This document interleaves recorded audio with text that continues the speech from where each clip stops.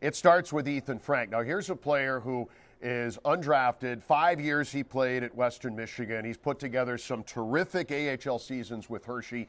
2 years ago, he had trouble in the Calder Cup playoffs. He actually was healthy scratch for a couple of rounds before getting a couple of goals in a game against Coachella in the final. Turned the corner, had an outstanding playoff last year.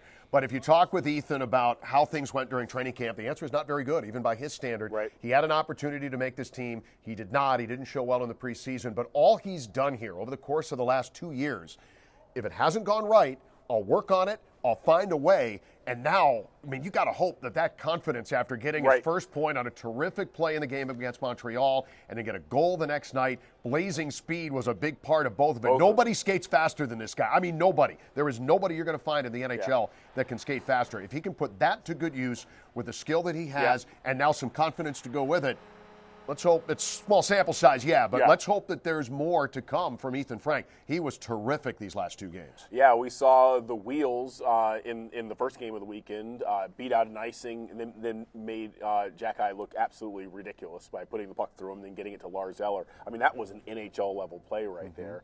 And then in Nashville, I love that goal. Again, gets behind the D with his speed. And then he has a lot of deception there. It looks like he's going to go high because his blade's like this, and then he quickly flicks it over, and it goes 5-hole on on Saros, one of the best goalies in the league. So again, you're right, man. Small sample size. I mean, how many times you and I have been doing this for a couple decades? How many times does a guy come up and has all this adrenaline and no one knows what to make of him, and so he's getting behind D because no one's paying attention to him really, and then it gets harder from there. But I'll tell you, I am really impressed with these first two games. But now comes the hard part for Ethen Frank, right? He's got his foot in the door.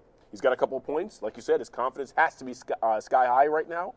But now Anaheim knows who Ethen Frank is. Yes. They're going to be paying a little bit more attention to him.